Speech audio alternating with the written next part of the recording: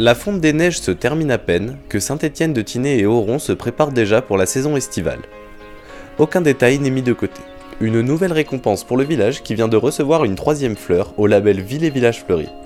Alors, si vous voulez, la 3e fleur, c'était à la fois une volonté de la municipalité qui est très attentive à toutes les questions environnementales, également à l'accueil et à la qualité de vie de nos concitoyens, mais également à l'accueil de nos touristes. Donc, nous souhaitions vraiment embellir notre village.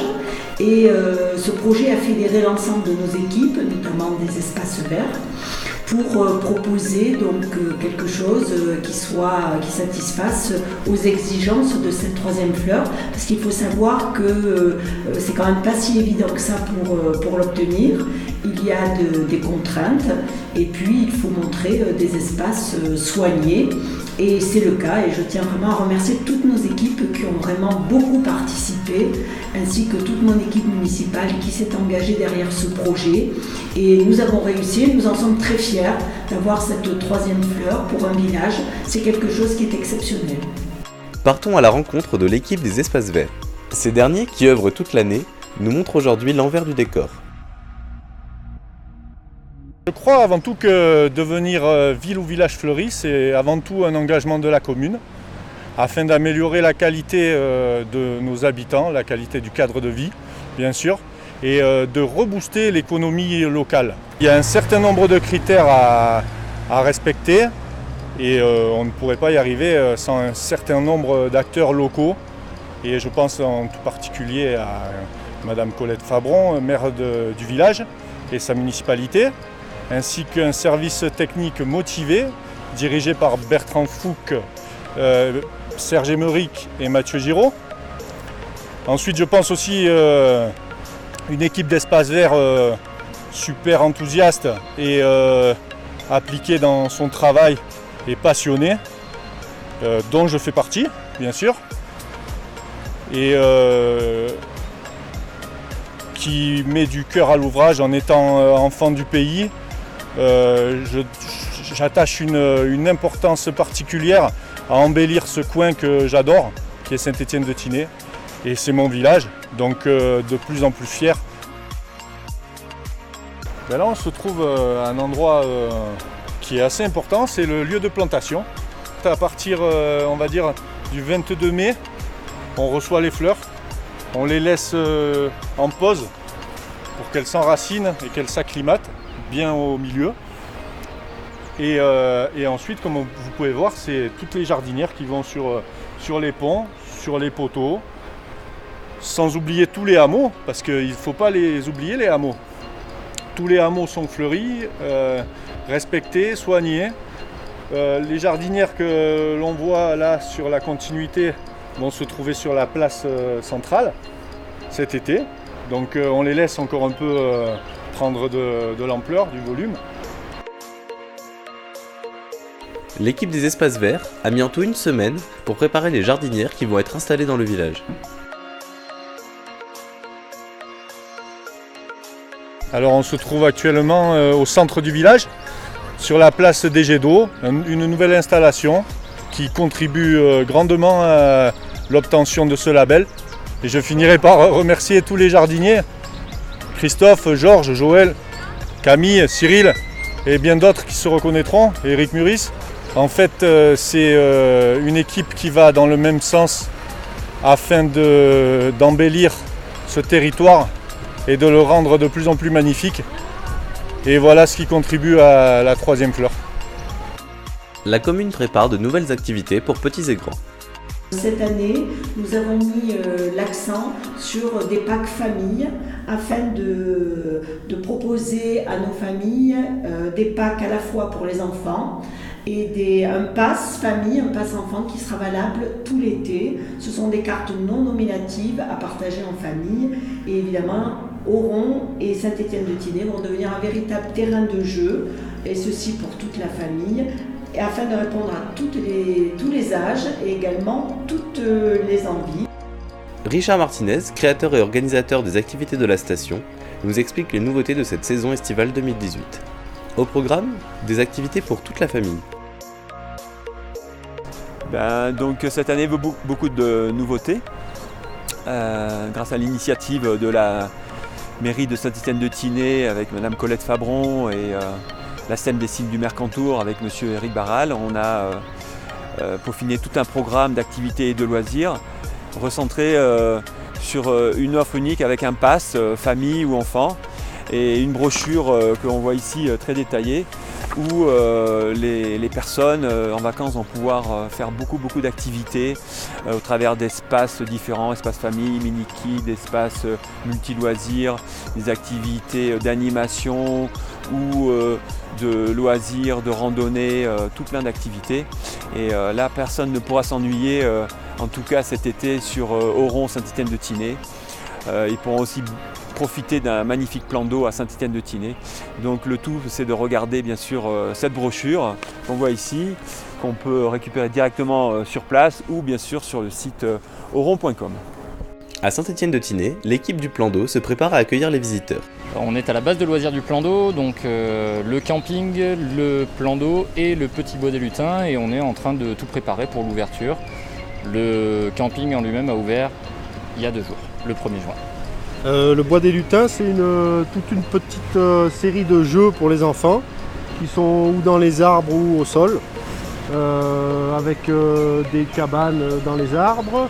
Il y a aussi des activités au sol, avec tout un petit historique, un petit conte autour du bois des lutins qui les enfants appuient sur des boutons, ça leur raconte des histoires et doivent aussi également trouver des fées ou des lutins dans les arbres. Alors sur le plan d'eau en lui-même, donc autour du plan d'eau on a des tables de pique-nique, donc l'entrée est libre et gratuite pour tout le monde, des belles pelouses bien entretenues sur lesquelles on peut pique-niquer également.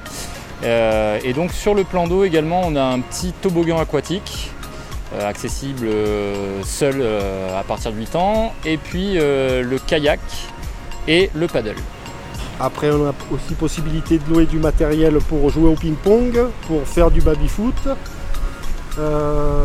Des bouées également. Des bouées pour aller sur l'eau. Donc dans la zone de baignade, il y a une partie réservée, sur le plan d'eau, il y a une partie réservée pour la baignade et une partie réservée pour les activités aquatiques. Comme il a dit Axel, le kayak et le paddle. Et en fait, le fond de notre plan d'eau, c'est des petits graviers, et du coup, à force de passage, les graviers descendent au fond du plan d'eau, et donc on remonte un peu les graviers afin que les plages soient agréables pour tout le monde. Voilà.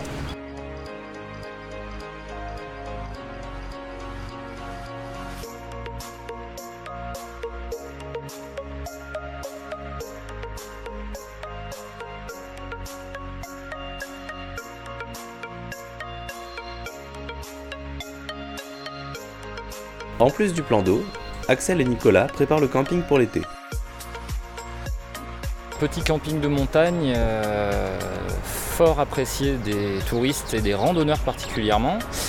Donc c'est un petit camping de 23 emplacements avec pas de voiture qui circule à l'intérieur. La seule voie d'accès en fait c'est pour venir décharger son matériel et s'installer sur les emplacements, et ensuite les voitures vont à l'extérieur du camping pour se garer. Donc voilà, on a tout tondu, entretenu, il nous reste un peu de taille au niveau des arbres pour que ce soit vraiment propre, mais ça y est, on est en place pour accueillir. Un été qui s'annonce chargé car de nombreux événements sont au rendez-vous. Alors le premier événement de cet été, c'est bien sûr notre traditionnelle fête des bergers de la transhumance qui aura lieu donc le 24 juin. Et qui année après année a un succès de plus en plus important. Comme vous le savez, c'est un retour vers les traditions. Également un troupeau de 1500 moutons qui arrivent dans le village.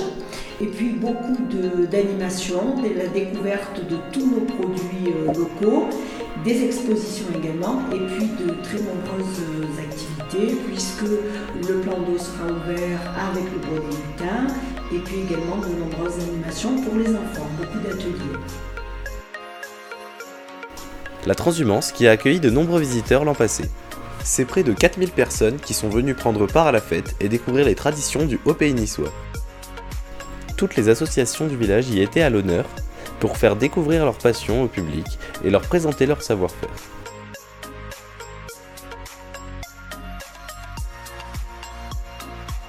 À la fête de la transhumance, nous proposons donc des métiers anciens. On a un rémouleur, après vous avez des fileuses aussi, Oui. qui filent la laine, avec lesquelles on fait des chaussettes en démonstration aussi. Cette association de la CESC fait revivre les traditions.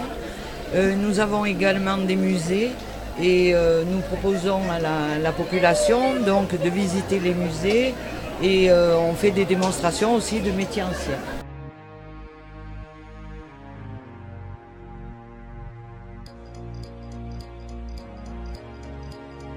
La transhumance, c'est un hommage qu'on donne aux bergers, c'est un hommage qu'on donne à toutes ces personnes qui s'occupent de nos moutons et qui font vivre la montagne. C'est quelque chose de tout à fait particulier et c'est vrai que cette fête-là, c'est vraiment la fête des associations du village.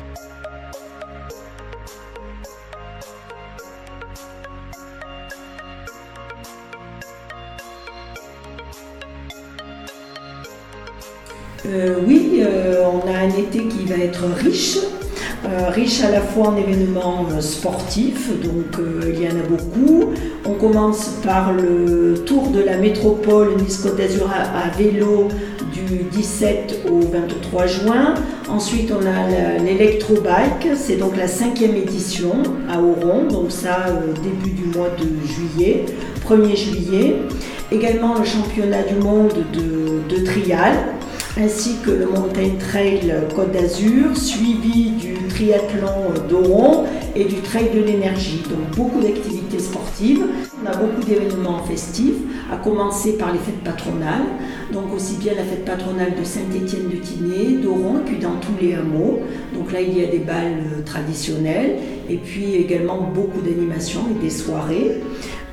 En plus de ceci, nous avons effectivement des semaines à thème également qui vont intervenir tout au long de l'été, notamment avec une semaine sous les étoiles et également une semaine concernant les arts du cirque et de la rue. Et sans oublier toutes les soirées estivales du conseil départemental et le festival des mots cette année avec la participation d'Andrea Ferréol. Donc vous voyez un programme riche, aussi bien sportif que festif. Donc nous vous attendons nombreux à Saint-Étienne-de-Tinée.